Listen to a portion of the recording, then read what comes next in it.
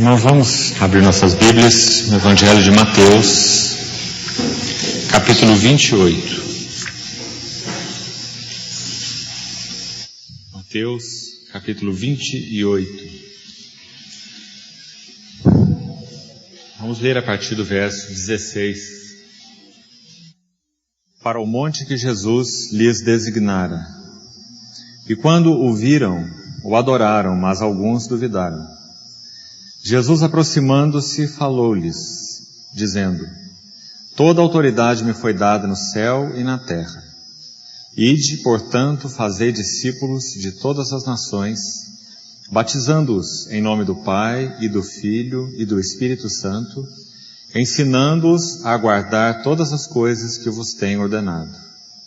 E eis que estou convosco todos os dias até a consumação do século. Ainda um texto que nós já lemos, de Atos, capítulo 1, numa outra ocasião. Atos, capítulo 1. A partir do versículo 1. Escrevi o primeiro livro, ó Teófilo, relatando todas as coisas que Jesus começou a fazer e a ensinar, até ao dia em que, depois de haver dado mandamentos por intermédio do Espírito Santo aos apóstolos que escolhera, foi elevado às alturas. A estes também, depois de ter padecido, se apresentou vivo, com muitas provas incontestáveis, aparecendo-lhes durante 40 dias e falando das coisas concernentes ao reino de Deus. E comendo com eles, determinou-lhes que não se ausentassem de Jerusalém, mas esperassem a promessa do Pai, a qual, disse ele, de mim ouvistes. Porque João, na verdade, batizou com água, mas vós sereis batizados com o Espírito Santo não muito depois destes dias. Então os que estavam reunidos lhe perguntavam: Senhor, será este o tempo em que restaures o reino a Israel? Respondeu-lhes: Não vos compete conhecer tempos ou épocas que o Pai reservou para a sua exclusiva autoridade. Mas recebereis poder ao descer sobre vós o Espírito Santo, e sereis minhas testemunhas, tanto em Jerusalém como em toda a Judéia e Samaria e até os confins da terra. Ditas estas palavras, foi Jesus elevado às alturas, à vista deles, e uma nuvem o encobriu dos seus olhos. E estando eles com os olhos fitos no céu, enquanto Jesus subia, eis que 2 varões vestidos de branco se puseram ao lado deles e lhes perguntaram: Varões galileus, por que estáis olhando para as alturas? Esse Jesus que dentre vós foi assunto ao céu, assim virá, do modo como o vistes subir.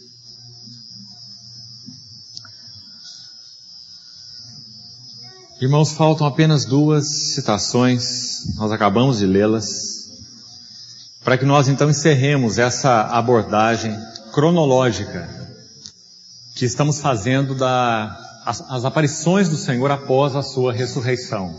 Nós estamos traçando um quadro sequencial, cronológico, das aparições do Senhor após a sua ressurreição e procurando destacar quais seriam as ênfases de cada uma dessas aparições, porque é claro, como está aí na sua frente o texto de Atos, se o Senhor gastou um período de 40 dias após a sua ressurreição, aparecendo aos seus discípulos, irmãos, é muito óbvio que o Senhor desejava dar-lhes lições especiais, o Senhor desejaria fazer abordagens especiais, o Senhor desejaria reunir um número significativo de testemunhas oculares da sua ressurreição, de tal forma que esse grande fundamento da nossa confissão, da nossa fé, que é a ressurreição de Cristo, ele ficasse então provado de muitas formas, por muitas testemunhas. Então veja que o autor de Atos, Lucas, ele diz que o Senhor apareceu durante 40 dias. Observe que o período de tentação do Senhor naquele monte, naquele deserto, pelo próprio diabo, após o seu período de jejum, aquele tempo em que ele passou ali, diante do Senhor, e também sendo tentado, foi de 40 dias. O mesmo tempo que Moisés também passou no Monte Horebe, 40 na Bíblia significa um período de provas e de testes. Então, quando o Senhor ressuscitado apareceu 40 dias para os discípulos, como diz a palavra, Ele estava trazendo para eles agora um novo entendimento. Primeiro, uma abordagem, como já falei, de diversos ângulos, com diversas pessoas, diversos grupos, de diversas maneiras, a respeito da sua ressurreição. Por outro lado, Ele estava então trazendo a eles a novidade, entre aspas, né? A novidade ou a nova esfera na qual eles agora viveriam. A esfera do reino. A esfera não mais agora do contato com o Senhor Jesus ao seu lado, mas uma esfera do contato com o Senhor Jesus no seu interior pelo Espírito Santo de habitação. Então lembra os irmãos que nós iremos então terminando a abordagem hoje, se o Senhor permitir, encerraremos hoje, essa abordagem da ressurreição, este alicerce. Nós iremos passar imediatamente para o próximo, que exatamente se refere ao Espírito Santo, ao Espírito Santo de habitação. Porque a ressurreição está imediatamente ligada a esse outro alicerce. Se Cristo não tivesse ressuscitado, nós não poderíamos ser alvos do Espírito Santo de habitação. Porque Deus é luz, e Ele não pode habitar, onde então a questão do pecado não foi tratada devidamente de acordo com a sua santidade, de acordo com a sua justiça, de acordo com a sua glória. Isso exigia o sangue de Cristo, sua morte. E isso exigia sua ressurreição como prova de que a sua morte foi então satisfatória. De que aquele sacrifício foi agradável, suficiente, aprovado por Deus. Ele ressuscitou por causa da nossa justificação. Ele ressuscitou para que nós recebêssemos a promessa do Pai. Dois ângulos. Nós vemos então esse alicerce que temos abordado ligado ao anterior e ao próximo, não é? O Senhor ressuscitou para a nossa justificação. E o Senhor ressuscitou para que recebêssemos do Pai a promessa do Espírito. Não é o que está escrito aí em Atos 1? Não vos compete conhecer tempos ou épocas. Eles viam na ressurreição do Senhor mais uma oportunidade singular do Senhor então expressar agora, se Ele não fez isso, quando em carne, quando como homem, então quem sabe Ele faria isso agora ressurreto. Quem sabe Ele faria isso agora em glória, em poder. Então eles começaram a indagar, vendo agora o Senhor ressurreto, o Senhor glorioso, o Senhor que simplesmente se colocava na presença deles, o Senhor que não estava mais limitado a questões materiais. O Senhor agora que na passagem anterior que nós lemos de Mateus, disse a eles que eles deveriam ir e fazer discípulos porque toda a autoridade lhe foi dada, não é isso? Então quem sabe agora esse Senhor Jesus restauraria o reino de Israel, o reino natural. E foi exatamente isso que eles perguntaram em Atos 1. Mas veja que o Senhor Jesus faz uma outra colocação, irmãos, que coisa interessante. Ele fala assim, não vos compete conhecer tempos ou épocas. Ele falou assim, não, o reino de Israel nunca será restaurado. Ele não disse isso. Porque como também já compartilhei com os irmãos, haverá um tempo em que de uma forma significativa e especial, o Senhor Jesus morto e ressurreto, com as marcas da cruz, Ele então se revelará quando seus pés tocarem o Monte das Oliveiras. E Ele então julgar o reino do Anticristo nessa época na terra. Ele vai se revelar de uma forma singular ao povo de Israel. Paulo ensina isso naquela sequência de capítulos 9, 10 e 11 de Romanos. Que aquele restante de Israel será salvo. A profecia de Zacarias diz que eles veriam aquele mesmo que eles traspassaram e pranteariam por ele. Porque reconheceriam e reconhecerão que rejeitaram o Filho de Deus encarnado, o Messias. Aquele que Isaías anunciou para eles, mas eles não reconheceram. Um menino vos nasceu, um filho se vos deu. O seu nome será maravilhoso, conselheiro, Deus forte. O nome desse menino será Deus, Deus forte, Pai da eternidade, Príncipe da paz. Uma vez um irmão perguntou para um rabino judeu, a respeito desse texto de Zacarias 9, versículo 6. Rabino, a quem esse texto se refere? E o rabino judeu respondeu, ao Messias.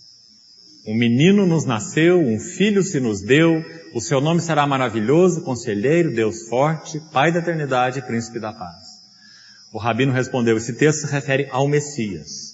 E esse irmão então perguntou ao rabino, e rabino, qual então é a relação do Messias com Jeová?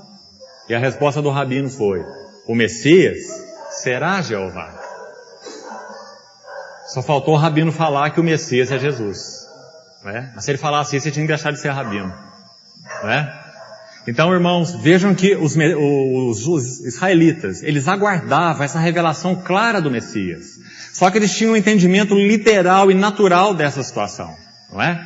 Então essa pergunta feita aqui em Atos 1 era exatamente o que esse povo tinha no que se refere à sua visão nacional da aliança de Jeová com eles, como povo. Então mesmo agora o Senhor ressurreto, revelando a eles sua glória, a glória da ressurreição, eles ainda não perdem a oportunidade de fazer para o Senhor essa pergunta: Senhor, será agora?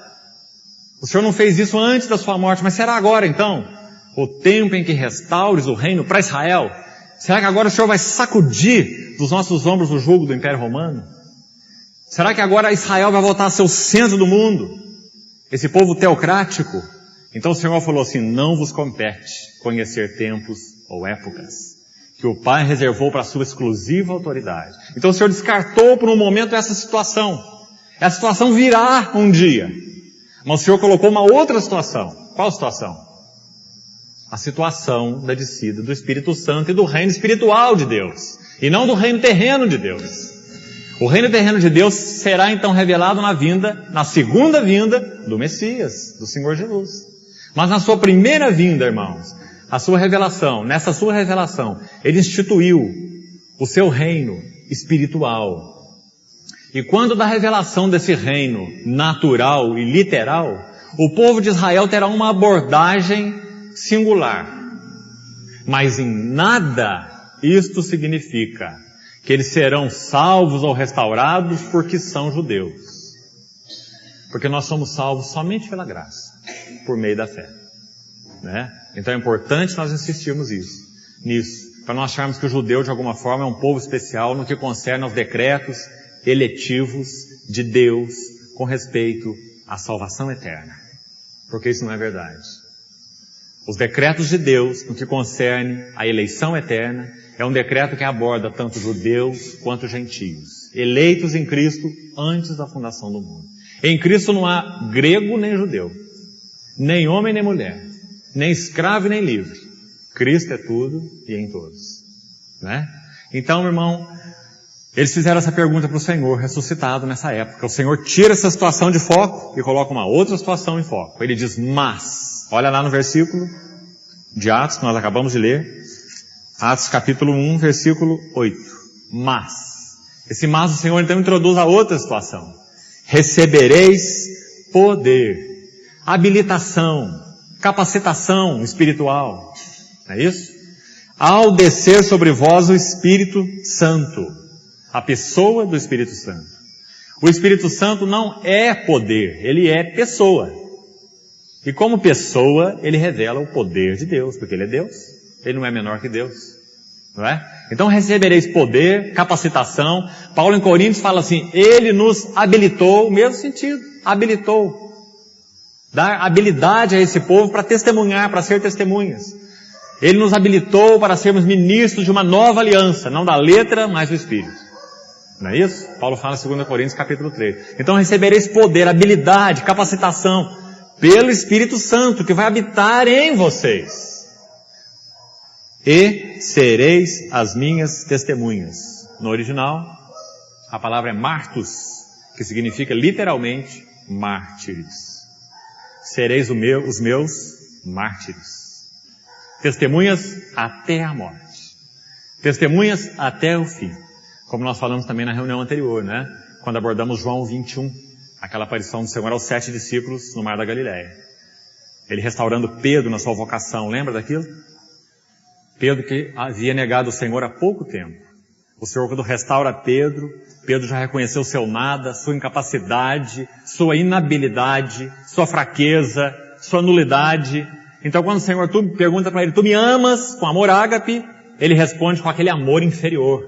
Ele diz: Senhor, tu sabes que eu te amo, usando o filéu, um amor de qualidade inferior. Não é um amor até o fim, não é um amor até a morte. Mas exatamente por causa de agora sim ele saber quem ele era, não confiar em si mesmo, Agora sim, Pedro foi levado a uma condição de depender do Senhor e não confiar em si mesmo. Então agora o Senhor falou para ele: Pedro, você vai morrer um tipo de morte que vai me glorificar, porque agora você não confia em você. Quando você era mais moço, você cingia você mesmo, ia para onde queria e fazia o que você quisesse. Mas quando você for mais velho, outro te cingirá, te levará para onde você não quer. Mas ainda assim a sua morte vai me glorificar, como João fala no capítulo 21 do seu Evangelho. O gênero de morte com que Pedro havia de glorificar a Deus. Foi exatamente isso que aconteceu na história dele, né?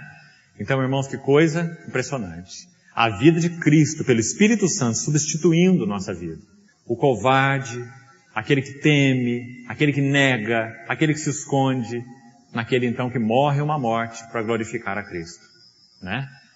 Então é exatamente o que o Senhor está falando aí no verso 8. Recebereis poder ao descer sobre vós o Espírito Santo e sereis os meus mártires, minhas testemunhas. Irmão, que palavra importante para nós nesses dias que vivemos como igreja, né? Quando você olha para você, tem certeza que você vê tudo menos um mártir. Mas se você tem visto bem o Senhor, se você de alguma forma tem visto bem você, então você sabe que toda essa guarda, essa capacitação, esse poder vem dele. Ele ensinou isso para os discípulos, só que os discípulos não tinham condição de aprender ainda.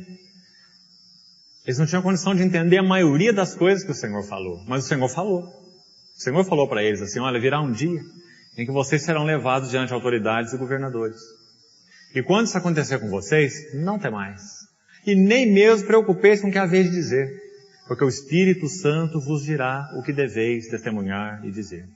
O Senhor ensinou isso para eles, quando eles estavam em carne. Mas eles mal podiam absorver os ensinos do Senhor, né? Mas agora com a descida do Espírito Santo, tudo isso, irmãos, que já era logos, já era uma palavra falada nos ouvidos e no coração deles pelo Senhor, aquilo estava guardado, era um tesouro. Imagine que Pedro não se lembrava das palavras do Senhor. Isso é impossível, irmão. Imagine que João não se lembrava das palavras do Senhor. Isso é impossível. O coração deles era um depósito das palavras do Senhor. Então todo aquele logos que o Senhor liberou durante seu ministério foi guardado no coração dos discípulos. E quando o Espírito Santo desceu, então, ele soprou, né? Aquele logos, aquela revelação, aqueles ensinos, aquelas parábolas, aquele logos do Senhor se transformou então em rema, em palavra viva. Então eles começaram a testemunhar. E começaram a testemunhar com muito poder, com muita autoridade. De tal forma que quando aqueles governadores ouviam aquilo, você se lembra daquele texto lindo de Atos 4? Eles ouviram Pedro e João, o texto diz literalmente assim, Atos 4. Ouviram Pedro e João pregando e sabiam que eles eram homens iletrados e incultos. Então eles reconheceram que eles só poderiam estar fazendo aquilo porque tinham estado com Jesus. Mas não com Jesus em carne, e sim com Jesus ressurreto. Porque neles agora habitava o poder do Espírito Santo, não é? Que tremendo testemunho. Irmão, se a igreja, se você crê que o vigor e o frescor da igreja há de ser restaurado antes da vinda do Senhor, particularmente eu creio nisso, que o Senhor irá restaurar o vigor da igreja como testemunho final antes da sua vinda. Veja assim nas Escrituras. Então, se você crê nisso, primeira necessidade, nós precisamos de um renovado vigor do Espírito Santo. Irmão, quando você olha aquele mandamento de Efésios, que se refere ao Espírito Santo, estejai-vos enchendo do Espírito Santo. Não vos embriagueis com vinho no qual há dissolução, mas enchei-vos do Espírito. Se você olha na carta paralela a Efésios, que é Colossenses, qual seria o mandamento correspondente a esse de Efésios? Você vai ver que em Colossenses, a exortação de Paulo é assim, olha, habite ricamente em vós a palavra de Cristo. Então essas duas coisas, Espírito e a palavra, se nós realmente desejamos, cremos que esse vigor será restaurado na igreja antes da vinda do Senhor, para que a igreja preste esse último testemunho adequado do nome do Senhor antes que ele venha. Eu creio que a Bíblia ensina isso em muitos textos, que a igreja irá prestar esse testemunho do vigor da ressurreição de Cristo no período da revelação do anticristo, possivelmente antes da revelação do anticristo. E de qualquer maneira, com certeza, antes que o Senhor Jesus volte. Então se você crê assim, entende assim, então saiba que essas duas necessidades serão as mais fundamentais para nós. Em primeiro lugar, nós precisamos orar para que a genuinidade do mover do Espírito Santo seja uma realidade em nossas vidas. Irmão, por favor, eu não estou falando de reunião. Não ligue a atuação do Espírito Santo nem a ativismo, nem a barulho, nem a nada disso. Eu estou falando de vida da igreja. E a reunião é apenas uma pequena parcela da vida da igreja. A igreja tem necessidade de ser reavivada e renovada pelo frescor e vigor do Espírito Santo. De tal forma que isso tem impacto em nossas vidas, mas um impacto muito mais profundo do que tem tido. Impacto de consagração, impacto de postura, impacto de santificação, impacto na vida familiar, impacto na vida social, um verdadeiro impacto. Isso é avivamento espiritual. Isso é derramamento do Espírito Santo. É isso que a igreja necessita. Não é essas coisas que se ouvem por aí, em nome de derramamento de poder, né? Mas um verdadeiro e genuíno avivamento espiritual, que muda caráter, que transforma vidas, que muda pais, que muda mães, que muda filhos, que muda famílias, não é? Isso é avivamento espiritual, genuíno. Agora nós precisamos de alguma coisa junta, paralelo. Um avivamento espiritual não pode ser mantido sem essa visão renovada dos propósitos de Deus na sua palavra. A palavra e o Espírito sempre vão andar juntos. Atos capítulo 6. Quando Pedro pediu que a igreja mesmo escolhesse irmãos provados, que pudessem exercer entre eles a função de diáconos. Lembra? Atos capítulo 6. Pedro disse que não era conveniente que eles, os apóstolos, os presbíteros, estivessem se ocupando dessa função de servir às mesas, acudir às necessidades dos santos, que eram muitos.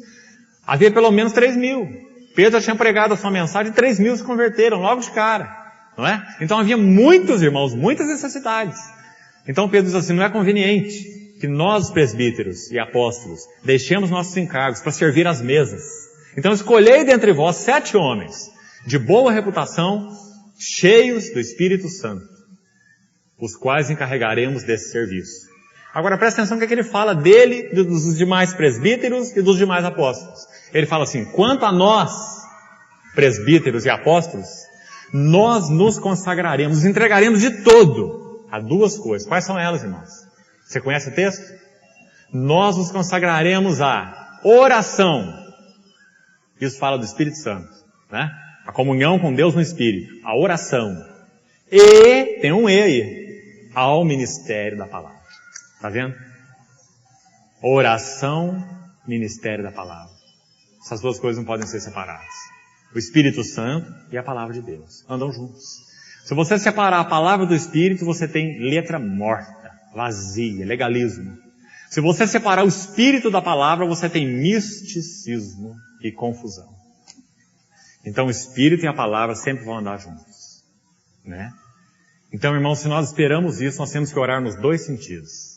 Senhor, restaura a genuína visão dos propósitos do Senhor na sua palavra nesses nossos dias do fim.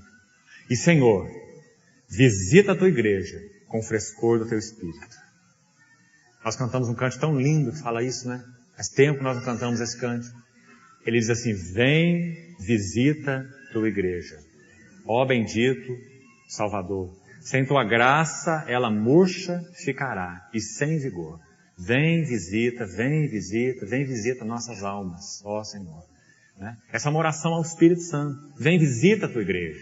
Enche-nos de novo, Senhor, enche-nos novamente. Estejai-vos enchendo do Espírito, é a ordem de Efésios 5:18. Não é uma experiência, uma situação, uma circunstância, mas é estar sendo enchido, enchido, enchido constantemente. Né? E por outro lado, a palavra. Que a palavra do Senhor esteja sendo clara, clara e clara. Que o Senhor esteja lavando a tua igreja com a lavagem de água pela palavra. Lembra? Efésios capítulo 5. Para apresentá-la a si mesmo, igreja gloriosa. Não tem outra maneira, irmãos. São só essas 2 maneiras. O Espírito e a palavra. Então, irmão, ore nesse sentido. Ore nesse sentido primeiro porque isso toca a glória de Deus. Mas ore também porque isso toca a fúria do diabo. Irmão, tenho ficado muito impressionado no meu coração. Hoje me ligou um irmão de uma outra localidade, com a qual tenho tido contato, pedindo que nós estivéssemos, pediu a mim pessoalmente, eu então quero aproveitar e pedir para você. Não vou te dizer qual a localidade, mas tome esse assunto no seu coração e interceda, porque o Senhor sabe qual é. Esse irmão pediu que eu orasse pela situação da localidade, porque 2 dos irmãos, que anteriormente eram presbíteros, estão se dividindo da comunidade. Mais uma divisão. Mais uma afronta à unidade do Espírito, ao testemunho de Cristo. Irmão, Satanás tem rilhado os dentes contra a igreja. Ele sabe que ele não obterá vitória. Mas de alguma maneira o prejuízo que ele puder causar, ele causará. Nossos corações precisam ser guardados debaixo da visão que temos da nossa responsabilidade. Que Deus não só nos concede graça, que Deus não só é soberano, mas que Deus nos confiou responsabilidade. Nós somos responsáveis. Essas pessoas que estão saindo dali e constituindo aí esse novo grupo evangélico irão responder ao Senhor pelo que estão fazendo. Porque igreja não é brincadeira. Igreja não é negócio. Igreja não é bar. Igreja não é empresa que você abre e que você fecha ao seu bel prazer. A igreja é corpo de Cristo e testemunho do Senhor. Senhor, pela sua misericórdia, irmãos, coloque no nosso coração esse clamor nesses 2 aspectos. Que o Senhor realmente visite a sua igreja com um avivamento espiritual genuíno e que o Senhor renove na visão da igreja e na vida da igreja o frescor da sua palavra.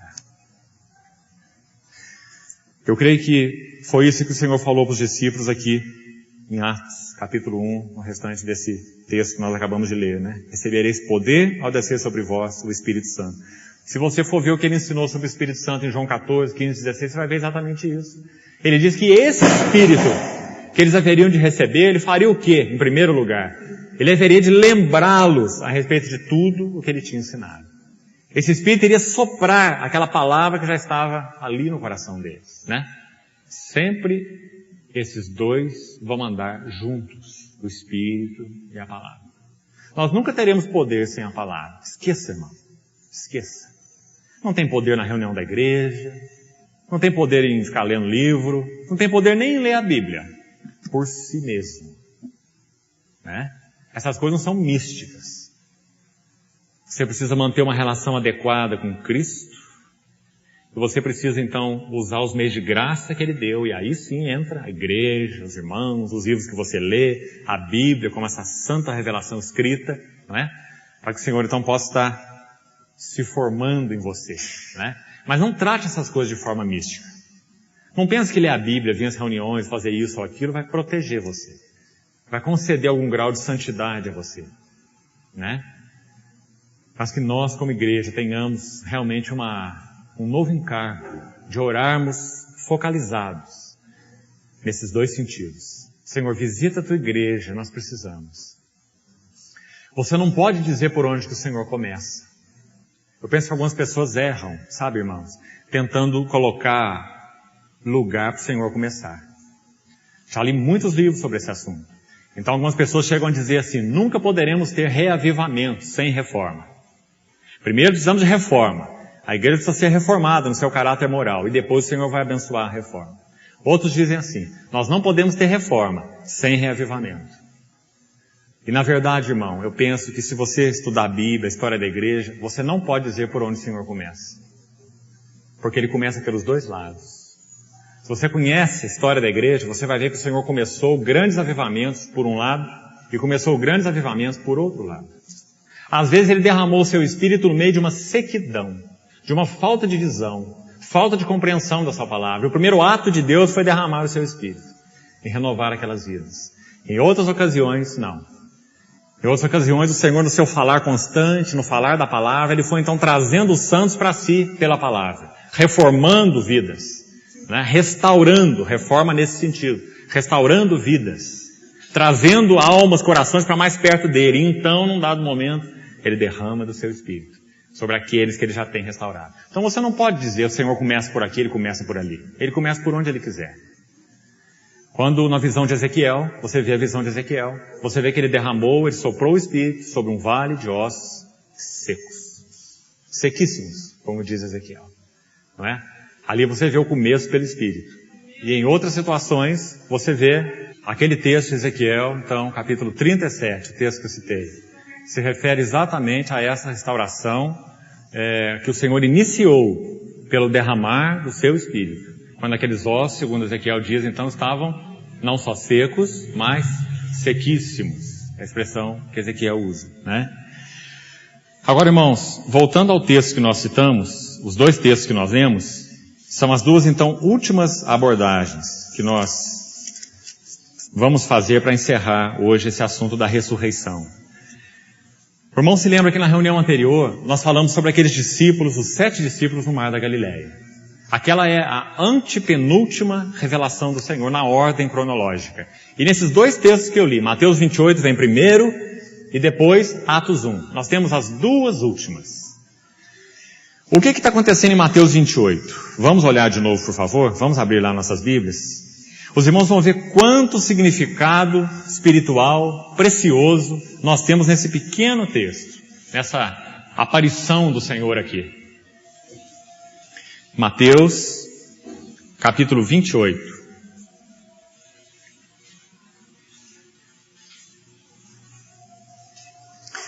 Observe aqui, irmão, no versículo 18. Jesus, aproximando-lhe, falou-lhes. Olha que no verso 16 diz que os 11 seguiram para a Galileia, obedecendo aquilo que o anjo falou para as mulheres na porta do sepulcro. Os irmãos lembram? E de dizer aos meus discípulos que vão para a Galileia, não é? E lá me verão. Então veja que eles foram para lá, em um monte na Galileia. Nós não sabemos qual monte. Em um monte na Galileia. Seguiram os 11 discípulos para a Galileia, para o monte que Jesus lhes designara. E quando o viram, então essa é a penúltima aparição do Senhor. A última é aquela do Monte das Oliveiras, da Ascensão, que a gente vai tocar daqui a pouco, né? Essa penúltima, ela é cheia de beleza também, de significado espiritual, por causa do que o Senhor fala, né? Em ocasiões passadas, como vimos, Ele falou paz, Ele falou regozijai, Ele restaurou Pedro com relação à sua vocação, Ele se revelou a Maria Madalena de uma forma muito singular e preciosa, mandando para ela aquela notícia, aquele evangelho tão rico, não é? Nós podemos dizer o evangelho de Maria Madalena. Ela ouviu ali direto do Senhor, para que dissesse aos seus discípulos: eu subo para o meu Deus e o vosso Deus, o meu Pai e o vosso Pai. Esse foi o evangelho que Maria Madalena foi pregar para os discípulos, não é? Dizendo: olha, Jesus disse que Ele iria subir para o seu Pai e o nosso Pai. A relação, então, que Ele nos colocou pela sua ressurreição. Que coisa preciosa, não é? Então, cada revelação do Senhor há algo de singular. Traz algo de singular, rico. Não é diferente com esse texto. Pelo menos 4 coisas aqui, muito maravilhosas, nessa aparição do Senhor aqui de Mateus 28, então. Verso 18 diz assim: Jesus, aproximando-lhe, falou-lhes, dizendo, em primeiro lugar, toda autoridade me foi dada no céu e na terra. Toda autoridade me foi dada no céu e na terra. Consequência da ressurreição do Senhor, do sacrifício eficaz do Senhor na cruz, todo agradável a Deus. O que Ele recebeu baseado no que Ele fez? Filipenses diz que Ele foi, sendo Deus, não julgou como usurpação ser igual a Deus, mas voluntariamente Ele se esvaziou da sua glória, não da sua divindade. Ele nunca deixou de ser Deus. Ele se esvaziou da sua glória, assumiu uma forma que Ele não tinha. Ele, sendo Deus, tinha forma de Deus, mas assumiu forma de servo, porque Ele se fez homem, a partir do ventre de Maria. Assumiu forma de servo. Foi reconhecido em figura humana. E a palavra então diz que Ele foi obediente em todas as coisas até a morte de cruz. Aí termina o lado da morte. E o texto de Filipenses 2 continua assim: e então Deus o exaltou sobremaneira. Agora é a ressurreição. Deus o exaltou soberanamente. E lhe concedeu um nome que está acima de todo nome. É exatamente o que Ele mesmo, o Senhor, está dizendo aqui para os discípulos. Toda autoridade me foi dada no céu e na terra. Porque agora quem fala é o Deus homem. Irmão, não perca isso de vista. É claro que o Filho de Deus, o Verbo, a segunda pessoa da Trindade, sempre teve e tem toda a autoridade. Ele é Deus. Mas agora quem está falando não é apenas a segunda pessoa da Trindade, mas é a segunda pessoa da Trindade feito carne, e que entrou na morte, e que ressuscitou. Então, quando ele diz toda a autoridade me foi dada, você precisa ver que agora a natureza humana está incluída aí, porque a autoridade ele sempre teve, ele é Deus. Mas ele está falando agora não só como Deus, mas como Deus homem. E o que o Senhor recebeu, o Senhor Deus homem, o que ele recebeu como prova de que toda a autoridade foi dada a ele, como Deus homem, repetindo, que entrou na morte e que ressuscitou. Exatamente isso que a Bíblia chama de dom no singular. Não é no plural, dons, mas é dom no singular, do Espírito Santo. Irmãos, deixa eu usar uma figura para ver se você compreende melhor. O Verbo de Deus, a segunda pessoa da Trindade, sempre é Deus. Ele é Deus. Deus o Filho de Deus. Quando ele se fez carne, ele assumiu algo que ele nunca teve. Natureza humana. Então agora essa pessoa, que é uma pessoa única, tem duas naturezas, Deus e homem. Quando ele ressuscitou, ele eleva até os céus a natureza humana. Porque Deus ele sempre foi. Agora como homem ressuscitado, ele eleva até os céus, e como a gente vai ver no texto de Atos 1, né? Ele foi elevado às alturas do Monte das Oliveiras, aos olhos do discípulo, e ele foi então entronizado. É a visão de João, Apocalipse 5. Um cordeiro de pé no meio do trono. Não é isso? Como tinha sido morto. Então ele foi entronizado, ele elevou até o trono de Deus, a natureza humana. Há um homem no trono de Deus.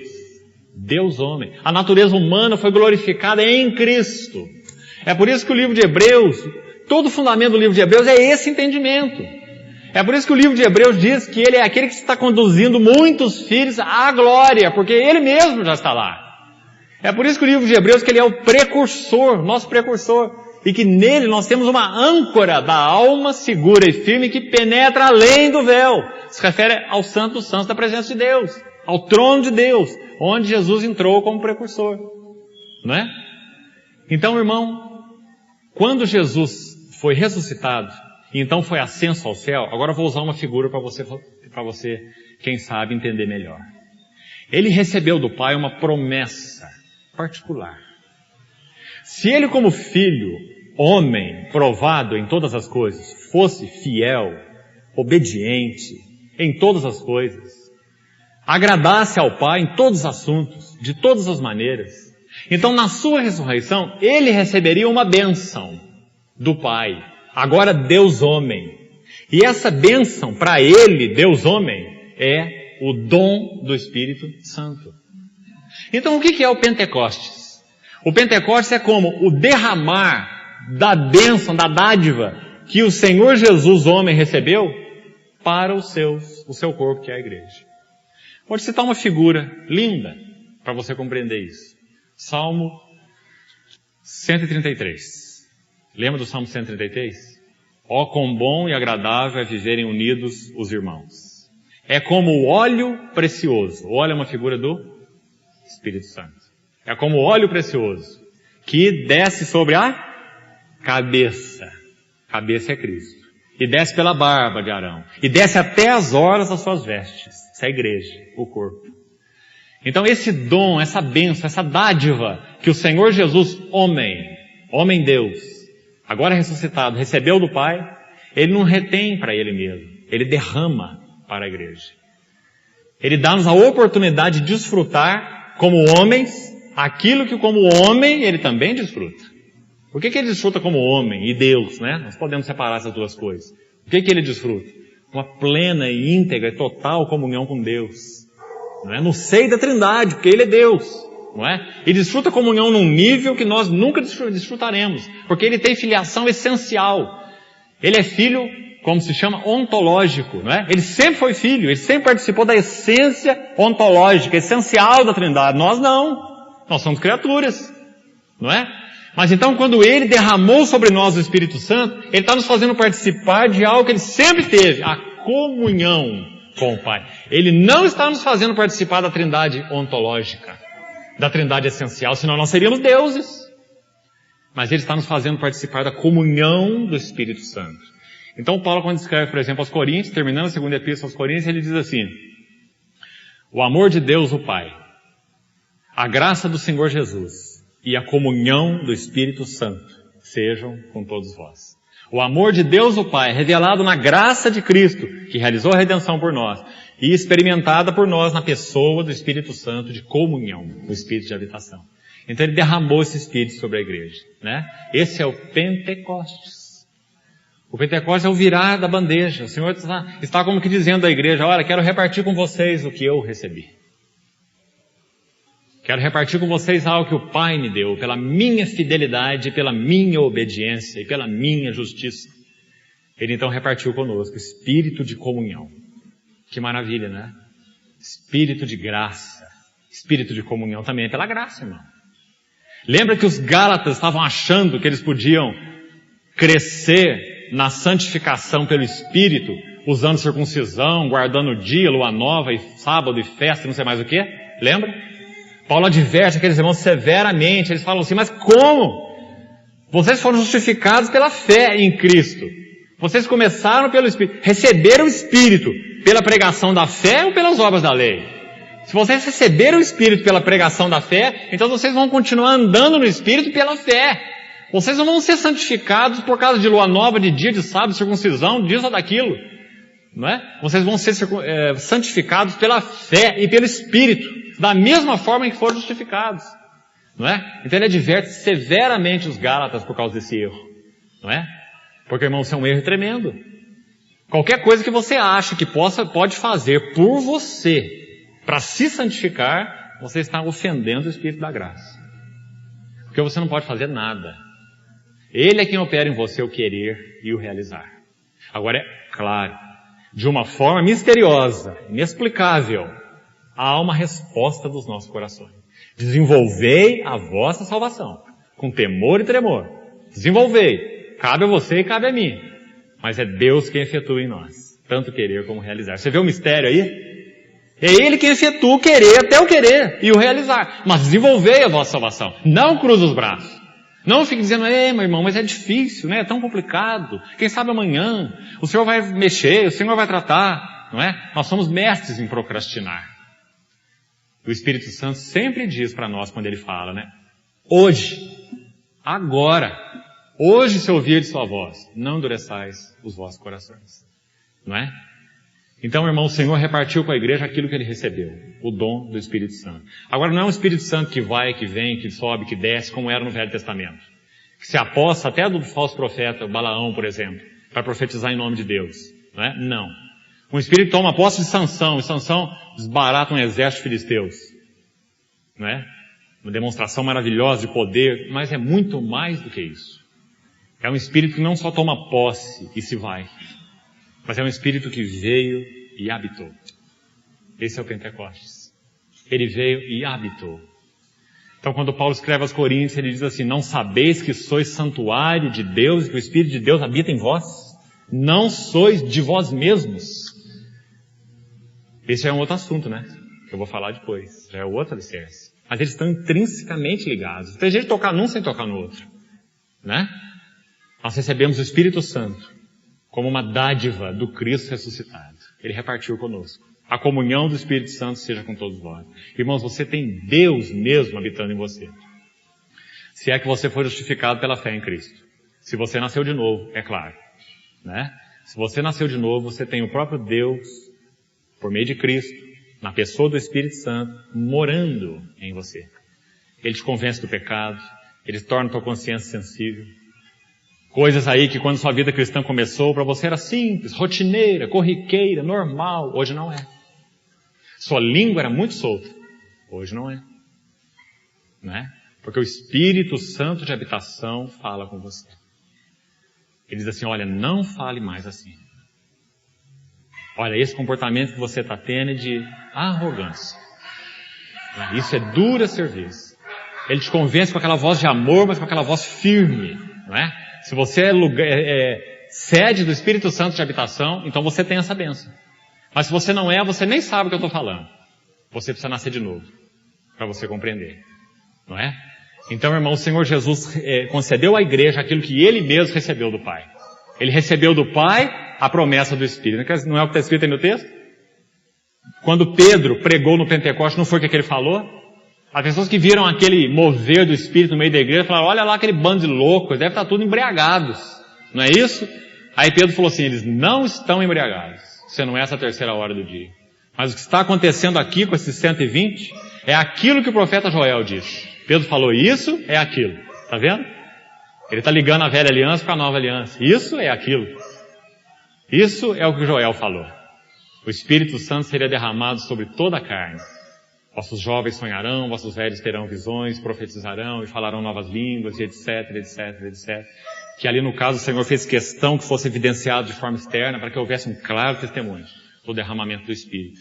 Eu queria que você pensasse, eu sei que esse é um assunto aí para frente, que a gente vai entrar em detalhe, mas eu queria que você pensasse por que naquela ocasião que o Espírito foi derramado, aquelas 120 línguas de fogo pousaram sobre a cabeça de cada um daqueles irmãos. Por que línguas de fogo sobre cada um deles?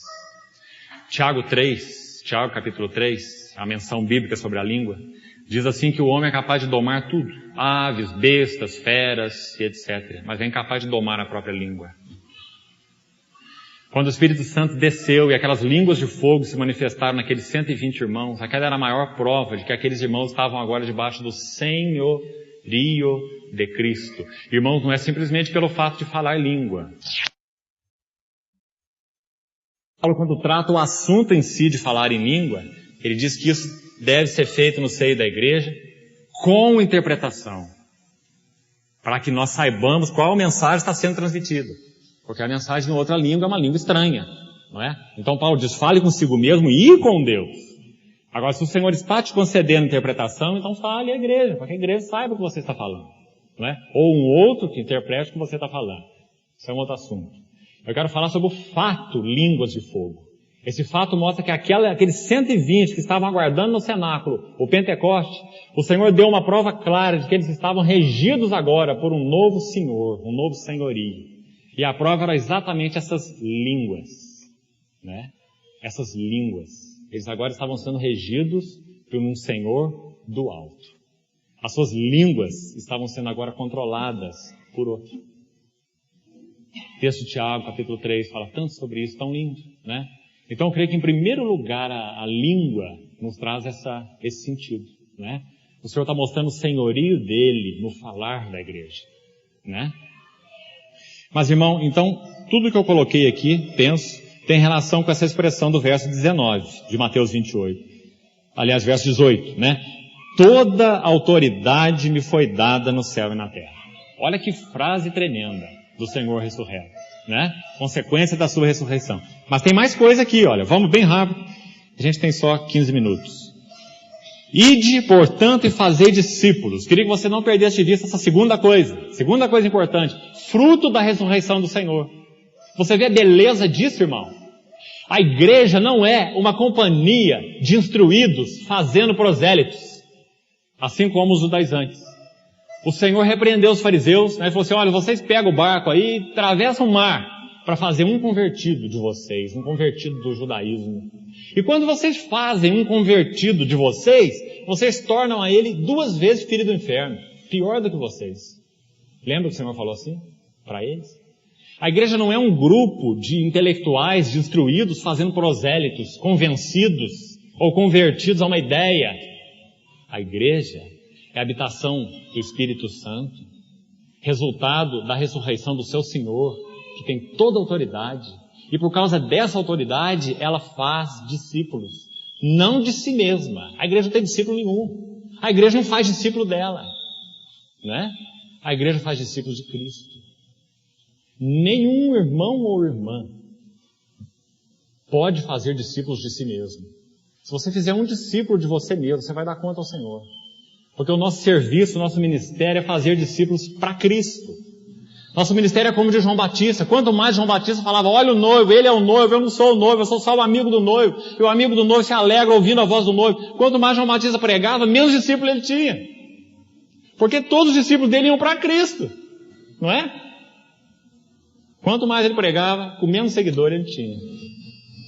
Porque ele falava, olha lá, ele é o Cordeiro de Deus. É ele, não sou eu. É ele que tem a pá na mão, é ele que vai limpar a sua eira. É ele que é alguém que eu não sou digno nem desatar suas sandálias. É ele que vai batizar com o Espírito e com fogo. Não é? Então, irmãos, isso é ministério cristão. É fazer discípulos de Cristo. Então você precisa ver esse assunto aí. Precisa muito. não é? Aliás, os líderes cristãos hoje precisavam muito retornar a esse assunto. Porque quantas pessoas se incham fazendo discípulos de si mesmos, né?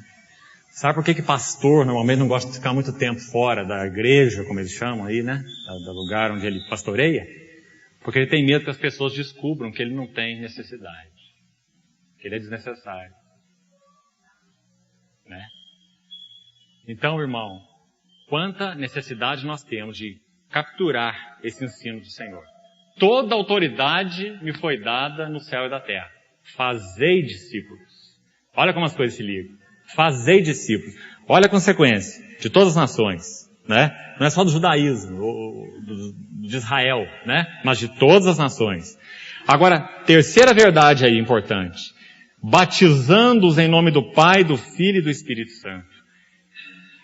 Eu vou colocar bem rapidamente alguma coisa sobre isso, que quando a gente tocar no alicerce do Espírito Santo, eu quero voltar um pouquinho nesse assunto, irmão. Mas eu queria só relembrar com você, até porque já falei, a beleza dessa declaração. Não perca a ordem, vamos devagar. O Senhor ressuscitado está falando coisas muito importantes, todas baseadas na sua ressurreição. Primeira, toda autoridade me foi dada. Toda autoridade. Segundo, ide e fazei discípulos. Dele, é claro, para ele. Terceiro, batizando-os em nome do Pai, do Filho e do Espírito Santo. Tremenda frase. Você está vendo o que ele está dizendo? Lembra que eu compartilhei com os irmãos aquele termo, pericoreses? Você lembra disso? Na história do pensamento cristão, do desenvolvimento do pensamento cristão, na história da igreja, se você estudar, na Idade Média apenas, foi que de alguma maneira o Espírito Santo levou homens a se deterem sobre a verdade concernente a ele, Espírito Santo. Antes ele já foi confessado, desde o credo apostólico você tem a confissão a respeito do Espírito Santo. Mas esse entendimento a respeito do Espírito Santo, do lugar dele na Trindade e do próprio, digamos, modo de vida da Trindade, do Deus triuno, ele só foi esclarecido pela teologia medieval, na Idade Média. E então, homens de Deus, tanto da teologia grega quanto da teologia latina, usaram um termo lindo. Os gregos usaram pericoreses. Eu já vou explicar para você. E os latinos usaram circumcessio, ou circuncisão. São exatamente a mesma coisa. Pericorese é um conjunto de duas palavras gregas. Peri significa ao redor. De onde vem nossa palavra perímetro, né? Medida ao redor de uma área, né? Perímetro. Então, periférico. Peri é ao redor, né? E coreses vem de uma palavra grega, coreia, que significa dança. Então, se você unir as duas palavras, você tem dança ao redor. Em que sentido eles usaram essa palavra, esses teólogos? Eles queriam explicar o modo de vida da Trindade. E é muito difícil explicar o modo de vida da Trindade. Nossa mente é pequena demais para isso. Então, a melhor palavra que eles encontraram foi essa pericoreses. E eles entendiam bem. Nós temos que explicar aqui para podermos entender. Os gregos tinham uma dança que eles chamavam de pericoreses. Era uma dança que eles formavam dois círculos, um círculo interno e um círculo externo. Se você já viu algum filme que retrata a cultura grega, você vai se lembrar. Eles fazem dois círculos, um círculo menor e um círculo maior. E eles dançam com um círculo girando para um lado e outro círculo girando para o outro. Né? Você já viu? Com as mãos entrelaçadas. E em um dado momento da dança, eles param, o círculo de fora levanta assim os braços, os que estão no círculo de fora, levantam os braços e abraçam os que estão no círculo de dentro, passando a mão por cima da cabeça deles. Então eles entrelaçam os dois círculos. Então, irmão, esse termo foi usado pelos teólogos para falar sobre a dança de Deus. Sabe por que dança de Deus? Em João 14, o Senhor Jesus falou assim: não crês que eu estou no Pai e que o Pai está em mim? E depois ele falou assim: se alguém me ama, guardará a minha palavra, e meu Pai o amará, e viremos eu e o meu Pai para ele e faremos nele morada. Então, essa palavra pericorese ou circuncisão, a palavra latina, a mesma coisa, ela se refere não apenas ao modo de vida da Trindade, mas se refere ao que foi realizado na nossa experiência cristã também. Nós fomos introduzidos nessa dança de Deus, nessa comunhão com Deus triuno, não é? Mas essa palavra se refere em primeiro lugar a essa Trindade essencial, a essa Trindade ontológica. O Pai habita no Filho. O Filho habita no Pai.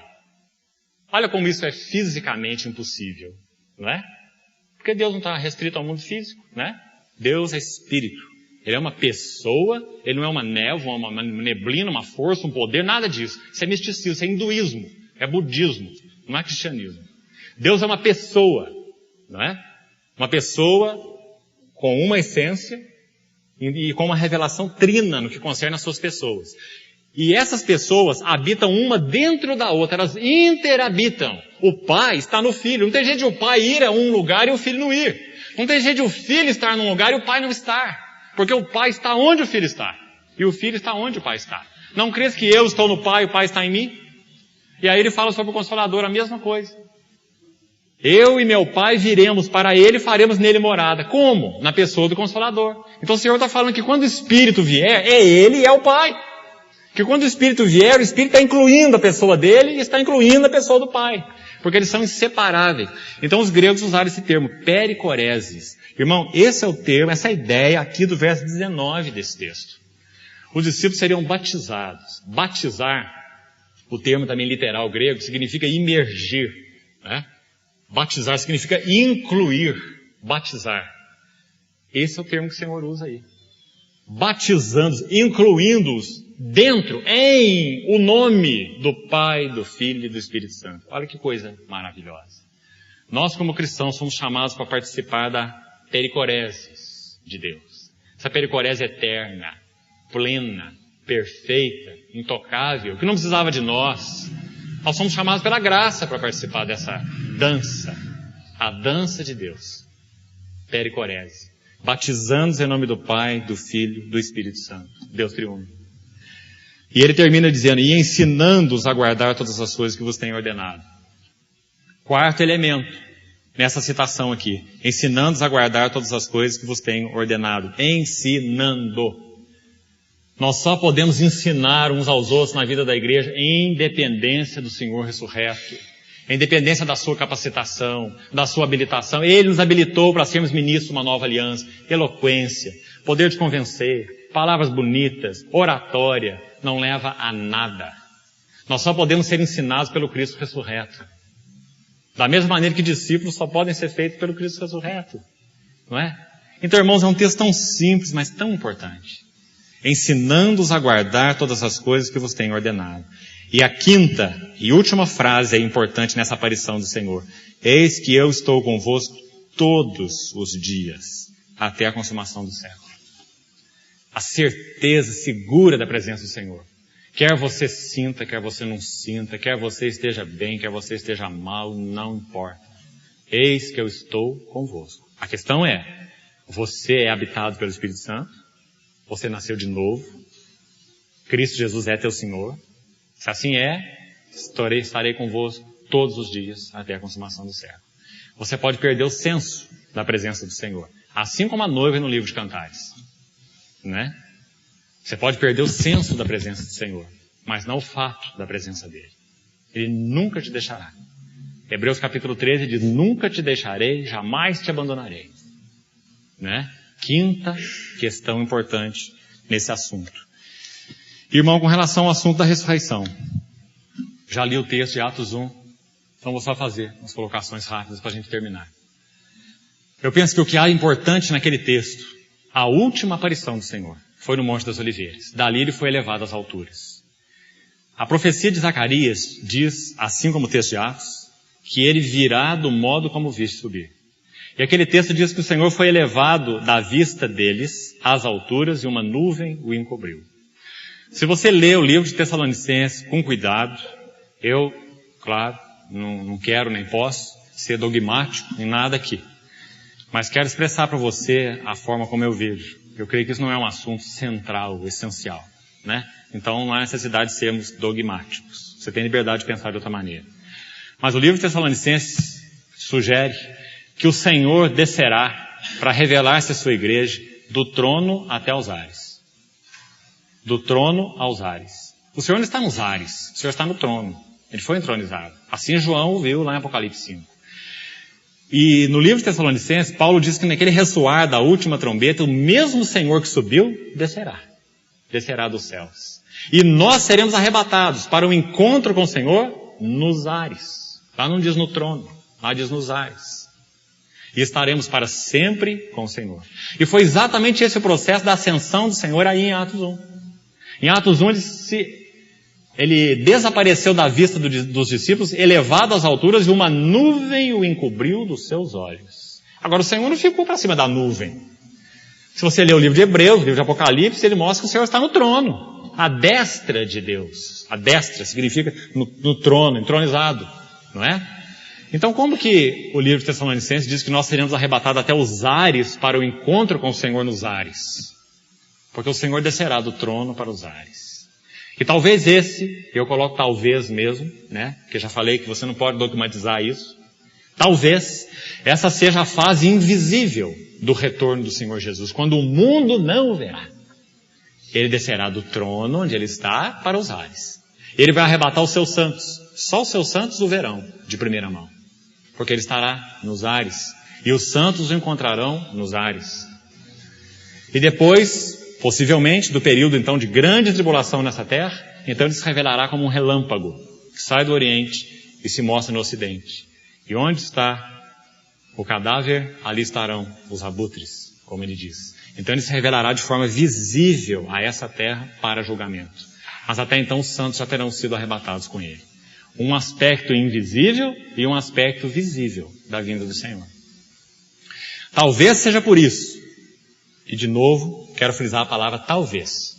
Talvez seja por isso que o Velho Testamento usa duas expressões, o Novo também. Uma para se referir ao dia do Senhor, outra para se referir ao dia de Cristo. Se você ler as duas, você vê que elas são incompatíveis. Em Joel e Malaquias, por exemplo, diz que o dia do Senhor é um dia terrível. Dia de trevas, de escuridão, dia de juízo. Esse é o dia do Senhor. Você diz, poxa, mas como pode? Por outro lado, se você vai para o Novo Testamento, você vê Paulo falando assim, que ele anelava esse dia, que ele chama de dia de Cristo, que é o dia das bodas. Ele vai se tornando tão íntimo desse dia, que nos últimos escritos dele, como para Timóteo, por exemplo, ele nem fala dia de Cristo, ele fala aquele dia. O Senhor conceda à casa de Onesíforo achar misericórdia da parte do Senhor naquele dia. Paulo anela aquele dia, porque é esse dia, quando ele então encontrará o Senhor, quando ele comparecerá diante do tribunal de Cristo, quando ele será coroado com aquela coroa da justiça que ele diz, me está guardado, o Senhor reto juiz me dará naquele dia, não somente a mim, mas a todos quantos amam a sua vinda. Se o dia do Senhor é apenas um dia de escuridade, de trevas, de juízo, como amar esse dia? Mas irmão, ele é um dia de trevas, de juízo e de escuridade para o mundo. Mas ele é um dia de regozijo, de galardão, de recompensa para os santos. Então, possivelmente, o Senhor se revele de uma forma, primeiro, invisível ao mundo, mas visível aos santos. Para que no tribunal de Cristo, nesse tribunal familiar, os santos sejam ali, então, arguídos pelo Senhor, né? Como Paulo fala lá no tribunal de Cristo em Coríntios. E a partir daí, então, uma revelação a toda a terra, quando ele, então, vai julgar esse mundo. A Bíblia diz em Tessalonicenses que os seus santos estarão com ele, que os seus santos virão com ele. Se nós viremos, é porque já teremos ido, não é? Uma coisa implica a outra. Então, esse é o significado do texto de Atos 1. Você vê o Senhor sendo encoberto aos olhos dele por aquela nuvem. E depois o restante do Novo Testamento dizendo que esse Senhor está entronizado. E depois o livro de Tessalonicenses dizendo que nós vamos encontrá-lo nos ares. E estaremos para sempre com o Senhor. E depois ainda Tessalonicenses dizendo que esse Senhor vai se revelar à terra. Ele não vai ficar nos ares. Ele vai se revelar à terra. Ele vai julgar o iníquo com a espada que sai da sua própria boca. O anticristo. Né? Então, irmão, há também, para a gente encerrar, essa aplicação linda desse texto de Atos capítulo 1. Assim virá do mesmo modo como vistes subir. Duas etapas, possivelmente. Nós estamos aguardando não o anticristo. Nós estamos aguardando não dias de tribulação, de obscuridade. Nós estamos aguardando não a besta e nem o falso profeta. Nós estamos clamando, assim como nossos irmãos primitivos, né? Maranata. Vem, Senhor Jesus. Nós estamos aguardando ao Senhor. Nós estamos aguardando nem mesmo a morte. Nós estamos aguardando o Senhor. Nosso clamor é Maranata. Vem, Senhor. Vem já, Senhor. Vem agora, Senhor. Leva os seus santos para ti, Senhor. Porque, irmão, segundo vários estudiosos, não há nada mais no que concerne à terra que o Senhor precise cumprir para arrebatar sua igreja.